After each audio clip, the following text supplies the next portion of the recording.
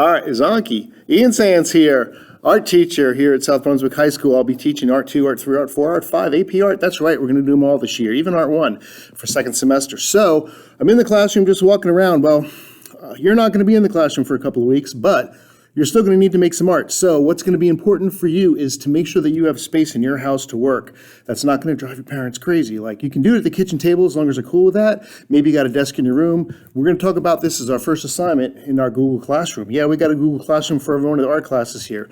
Next, you're going to have to think about materials. You know, it's great here in the classroom. We've got all these materials, but I can't give them to you right now because they won't fit through the computer screen. I tried, but I have that little hole there. I was trying to put it in and it wouldn't work. So you're going to have to find some materials laying around your house. Maybe you got some art supplies. Maybe you want to buy some. I don't know.